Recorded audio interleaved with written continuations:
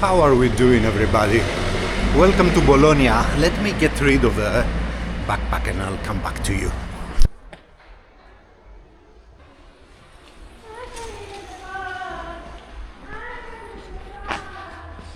Pasolini absolutely loved Bologna, way more than Florence.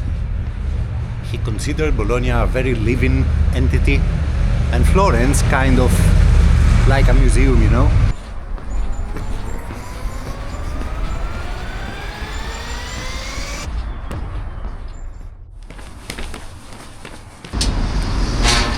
Bologna, the city of the medieval skyscrapers, the city that Pasolini loved more than Florence, the city of an amazing football club and two very interesting basketball clubs, which unfortunately we will not see. But more on that later. Join me. I arrived here from Torino by train yesterday, and I arrived 3.5 hours before the start of the game between Bologna and Napoli. The reason I chose to come to Bologna in the first place was not the game, it was more the fact that I found a very cheap ticket, air ticket, to the next destination. And since my flight is tomorrow morning, we basically have today to chat about Bologna and yesterday's game. Che Guevara, man. Tú y todos. Now, regarding the two basketball teams, they are a reason for me to come back because having only a day in this city, there is absolutely no time to watch any of them.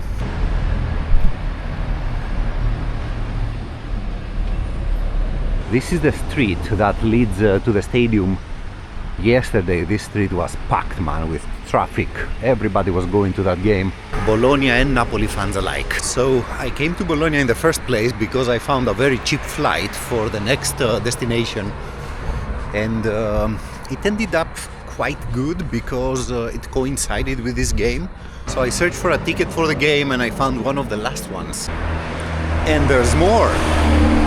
You see, Bologna is a very good football team nowadays. Their coach is Vincenzo Italiano. It's the same coach that Fiorentina had last year. The same Fiorentina that managed to lose the Conference League final against them. Can you see these arcades, man? These arcades are called Porticoes. And this city, man, I mean, it has 62 kilometers of these porticos. Can you believe that? 40 of them, kilometers that is, are inside the city center.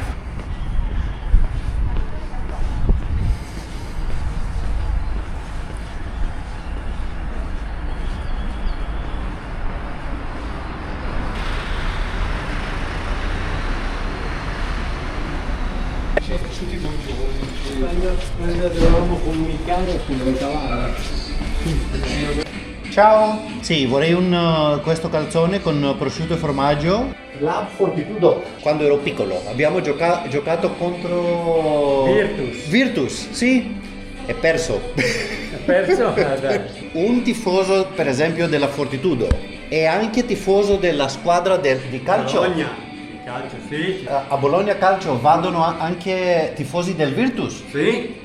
E voi tutti è una cosa. Basket, ok. Calcio unisce tutti. Unisce tutti, eh? Unisce tutti. La prossima volta che vengo a Bologna vorrei attendere una partita di basket. Però ho visto che gioca in A2, Serie A2. Sì. Come è successo? Pochi soldi, ci vogliono troppi soldi. E hai Virtus con Euroleague, con troppi soldi? La Virtus ha i soldi. Perché il presidente della Virtus è Zanetti del caffè. Grazie mille. Ciao Alla prossima. e forza Fortitudo. Okay. This is what I don't understand about the basketball, especially in Europe, man. You have this horrible EuroLeague, which isolates teams. I mean, imagine this guy. This guy supports Fortitudo Bologna, one of the two teams of the city, with major crowd supporting it. And their derby is with Virtus, and Virtus plays in the EuroLeague, so it's a totally different level, economically and everything. This particular portico leads to the stadium, but it also continues for another 4 kilometers or so up the hill to the San Luca Monastery. Now, purely walking under this arcade, man, this portico, to get to the stadium was an experience by itself. It's Monday night. The porticos are lit up. The stadium from the outside is lit up. I mean, the main tower is red and blue. The atmosphere is gorgeous. The beauty of this place with the lights yesterday, man, was absolutely gorgeous. So imagine the thing going on up there for another 4 kilometers to get to the monastery, to San Luca Monastery. There is some good view of the stadium though, so we will go a little bit. And if the internet are not wrong, there are 666 arches in this portico here, man, leading to the monastery. And you can see the stadium. What a view, look at it. So cool, man. And I have to add here, the presence of so many Napoli fans and ultras on a Monday night of all days was sensational. This here is where I waited endlessly yesterday to get in. There was a queue and many brats who were jumping the queue. The stadium itself is very old school, but the surroundings, man, I mean, it's wild. Of all the stadiums I've been in Italy so far, I think the most imposing one is San Siro. But this is the most beautiful. As for Genoa and the Luigi Ferraris, that is by far the most beautiful inside. There you have it then, we have serious questions to answer. So what? So, according to yours truly and his aesthetic criteria, the ideal Italian stadium has the outside aesthetics of this one and the inside of Luigi Ferraris. And then you have a temple, a real football calcio temple. And now regarding the game, it was a game of two halves actually. The first half was 100% Napoli. Bologna, by the way, were defending quite good, especially on the left-hand side. I don't know the Bologna defender's name, but he was there.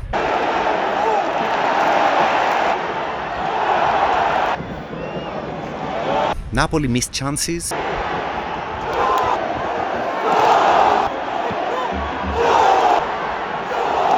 They scored a goal, they missed chances to elevate the score, and probably this was the reason why they didn't win, because in the second half, I mean, they didn't even show up. It was horrible. How can you pretend to want to win the scudetto and have the luxury not to show up, an entire half? Anyway, Bologna played very good in the second half. They also missed chances and they scored a worthy. I mean, that goal was fantastic by Endoi. I don't know how to pronounce his name. As for myself, my ticket was actually allocated. Let me show you. I think it's visible from here. Somewhere there. Now at the second half, I had to move over there for the simple reason that I just wanted to hear Bologna fans better. You have to understand how many Napoli fans were on that sector.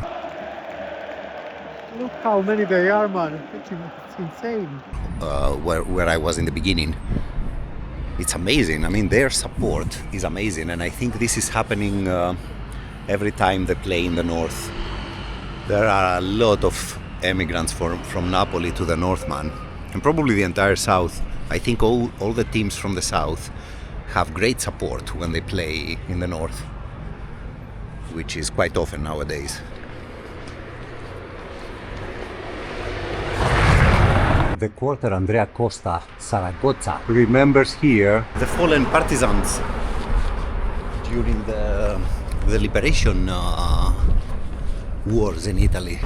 Probably the only negative thing of this arcade here is that you don't have a direct contact with the stadium itself. I mean, there is a distance, you know? Look at this.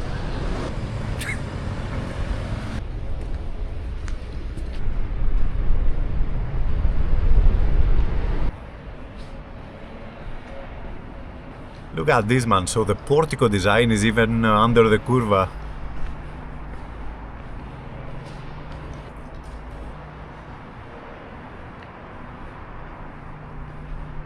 So beautiful.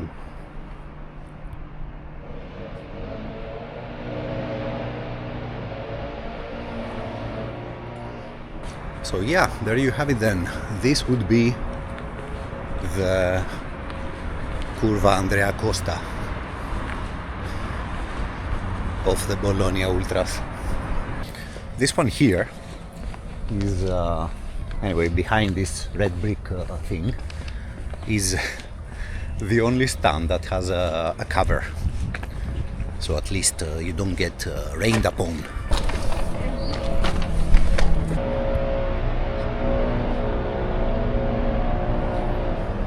Orsolini. Really cool player, that one. So up there is the passage where we walked earlier to get a view of the stadium from a little bit higher ground.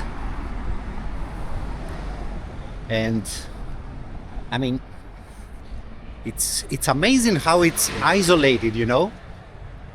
You walk this street and you don't even realize that next to it is a stadium. Anyway, this is the part where the visiting fans enter. Romanista mal vestito. Now, unfortunately, there was also violence yesterday, man. Can you believe that? So about 100 Napoli fans came to this street here, and what they did was they tried to move like that to reach Andrea Costa, to reach the Bologna fans. So before the game started, while both sets of fans were in the stadium, the Napoli fans were singing to the ones of Bologna to come and attack them.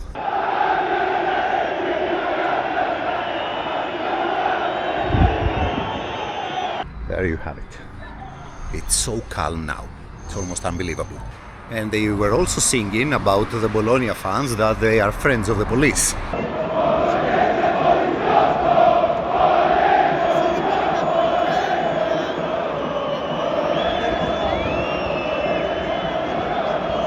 They did have a banner, the Napoli Ultras, probably of support for Plovdiv, their friends from Bulgaria, for their recent troubles with Levski.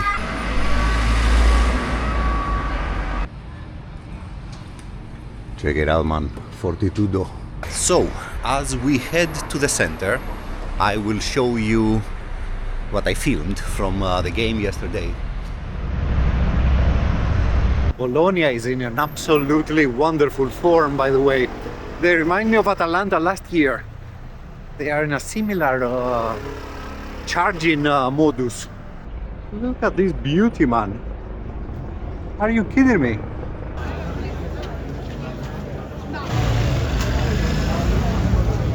Flags of Napoli up there.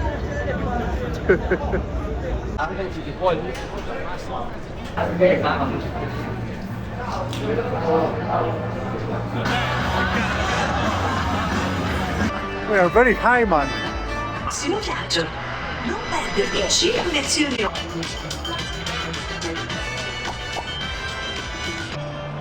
Ma quanti sono? 31 Sam Bokema. Allenatore il signor Vincenzo Italiano.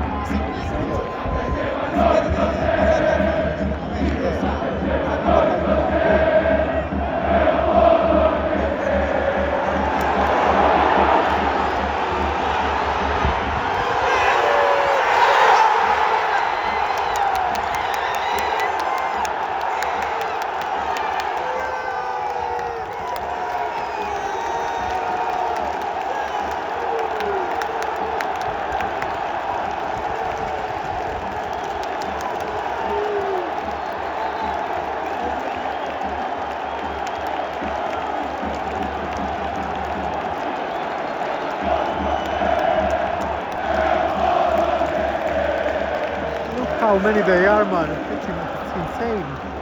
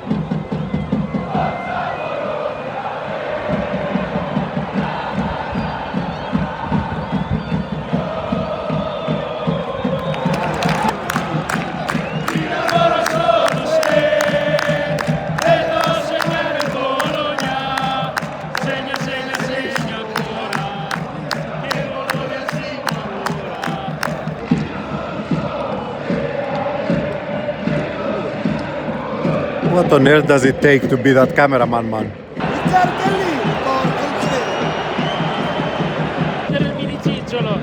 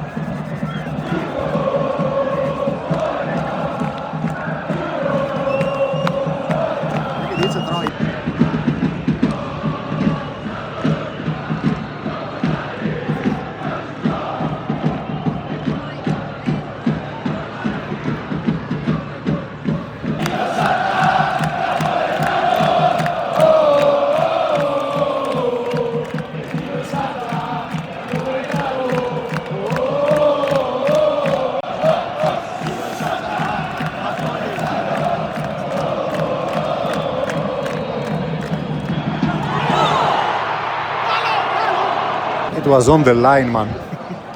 Il Napoli.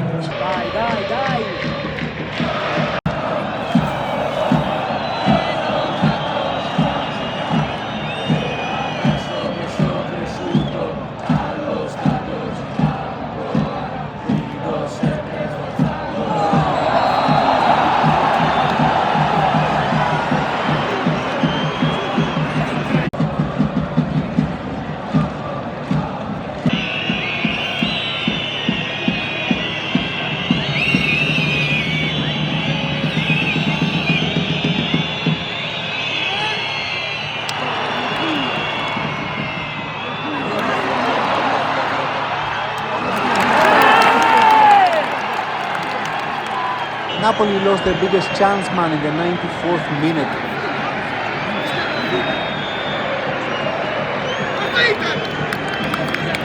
Bloody hell, it ended. I thought he was injured, but it ended. Wow.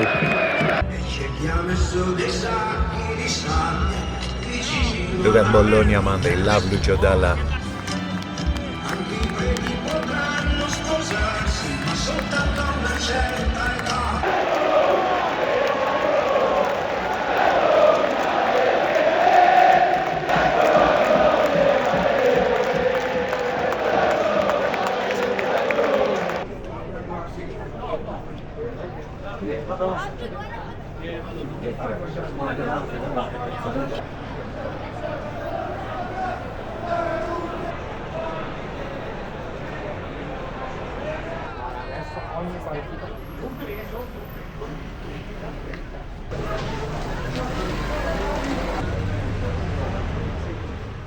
Since we talked about the ideal stadium between this one and the Ferraris, do you lot know the story about Bologna and Genoa some 100 years ago? You see, Genoa has 9 scudetti, 9 championships, and they accuse Bologna for not having 10. For robbing them of the 10th scudetto and the star above the Grifone. So that particular scudetto was called the scudetto of the pistols. Now, try to picture this in your head. Back then, there was no Serie A as we know it now. There were a couple of rounds, I think in the north of Italy, and also something similar for the southern part of Italy. By the way, this is very old info for me, so don't quote me on any of this, but I think this is what happened. You have Bologna playing the final with Genoa. They play the first game, I think the first game was in Bologna, and Genoa won. The second game was in Genova, and Bologna won. So they needed a third final. And here is when all the fun and games start. Now, the third final was held in Milan, and the referee was the president of Inter. At some point, Bologna scores a goal, a very dubious goal, and equalizes. However, the referee did not approve of this goal. So the fans invaded the pitch, there was mayhem, there was violence, and the referee finally approved said goal. And the game was a draw after more than 100 minutes of playing. Of course, Genoa doesn't want to go to extra time after all these events, and they decide to cancel this one, like it never happened. So we have a fourth game that this time is held in Torino. Now, the result of that game was 1-1. It was once again, a draw. And there was a lot of clashes, man. There was a lot of violence inside the pitch, outside of the pitch. At some point, the Genoa fans were in the train station, and people from the trains of Bologna were firing shots at them. This is why this particular scudetto is called the scudetto of the pistols. After that, the entire board of the Italian league resigned. I mean, it's, how can you work in such conditions? Anyway, the whole drama, the whole saga ended up in a fifth final. It was supposed to be 2. So they play a fifth final, again in Milano, and this time behind closed doors. But there was a presence of one particular individual called Leandro Arpinati, who was in Mussolini's party and also a very big Bologna fan.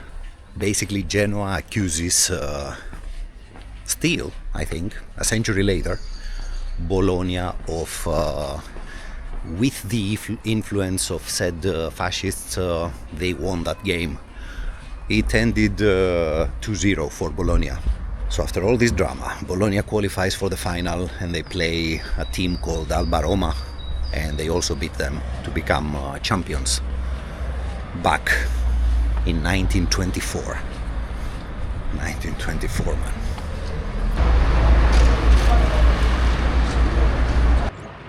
Check it out though. So the Porticoes of Bologna are since 2021 a World Heritage Site.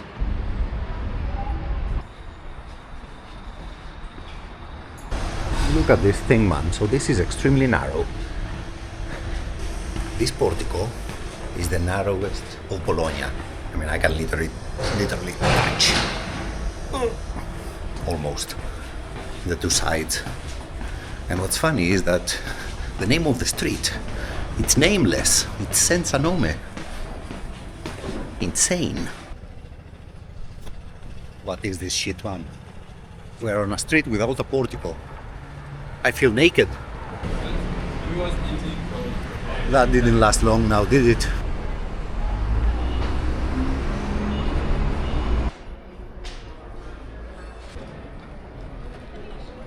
I mean, you have to hand it to the Italians, man. They do some very devilish door handles. How are these called?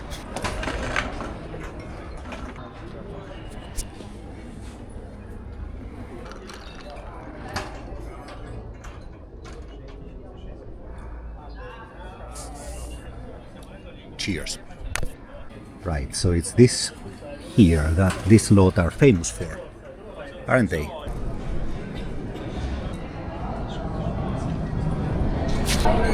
Enough.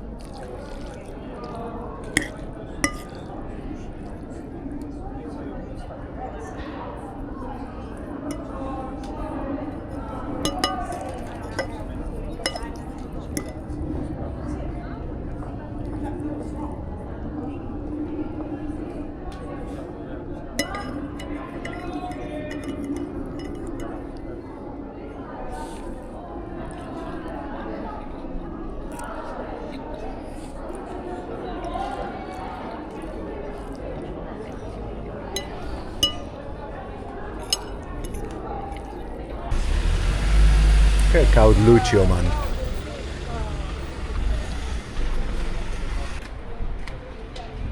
Right, so in Bologna at one point you have to face the, I'm not sure if it's an elephant, this one, the tower in the room, or maybe the skyscraper. Let's delve a little bit to this mystery, why these buildings are so high. So the big tower is called Asinelli, from the family that built it. And the other one that's leaning is Garisenda. Concerning that one, there are fears that it's going to fall. Look at this. I mean, Lucio Dalla is everywhere. Ciao Lucio, figlio di Bologna.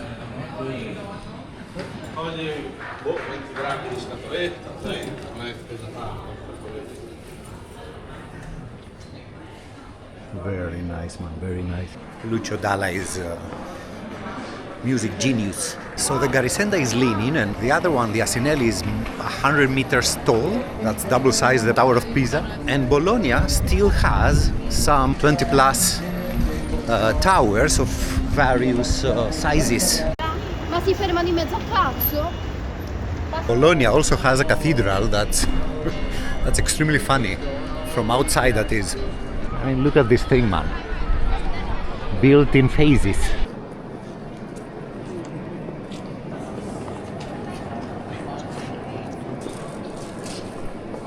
So as you can see, the inside of the church is a lot more uniform than the outside, which is kind of weird, but it is what it is. Now let's go and investigate a little bit what these towers were all about, man. These stairs are horrible. They are not even stairs. It's an inclined surface with obstacles. Let's see, where are we? Here, I think. This is the church.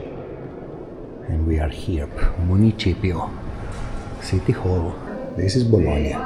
Check out how many high towers are here.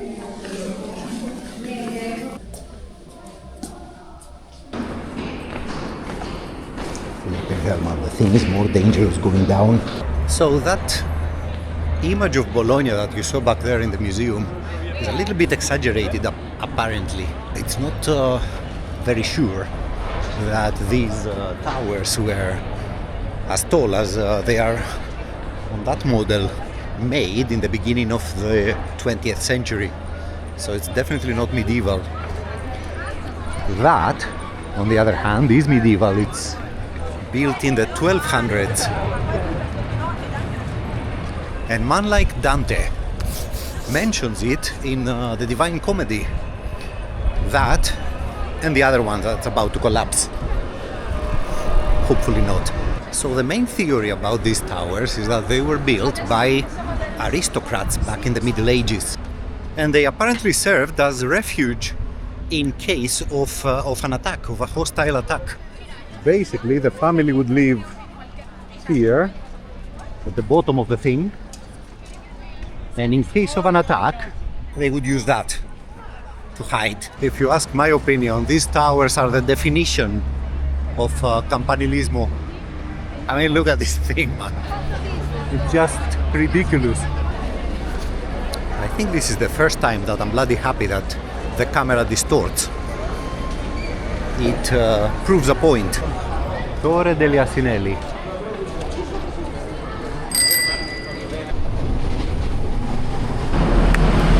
Flipping hell, man, even Bologna doesn't know what's going on with this thing. It says maybe it was erected in the...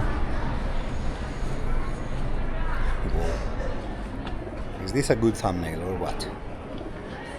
In the 1200s, 1100s, and finished by the 12. Imagine having 200 of these in the city. So look, the photos that I found online from artistic books or photos of simple postcards, kind of exaggerated apparently. There is another museum that shows the real size of the towers. So the museum is a medieval museum of Bologna. And until we find what we look for, we have a look at the rest. Look at these faces, man.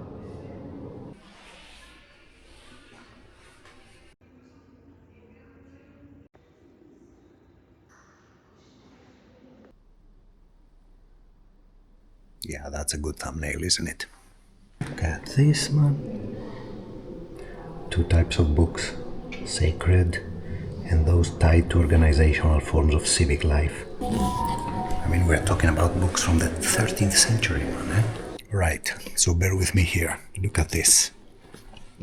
This is a totally different map. You see, here is but a handful of towers, and not very tall.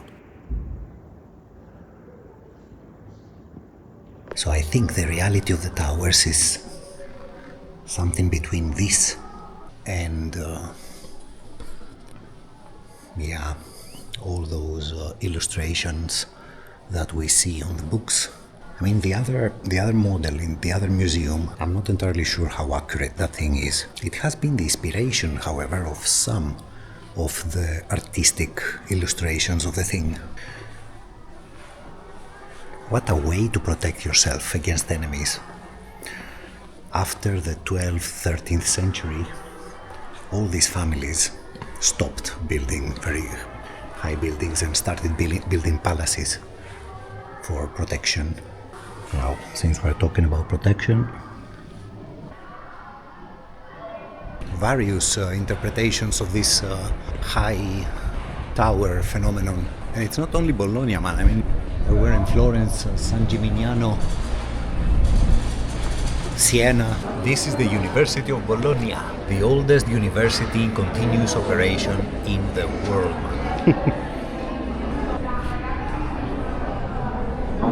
And it has a theater with an anatomy table, which I strongly suggest anyone to see.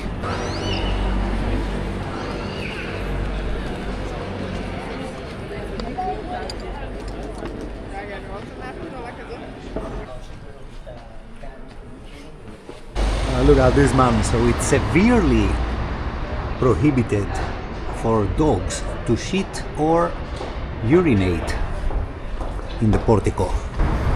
Severely prohibited.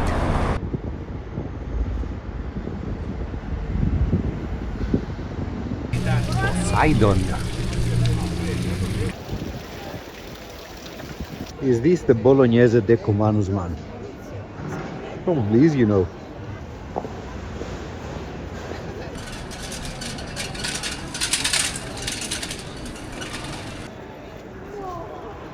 I think this is a good moment to end today's video.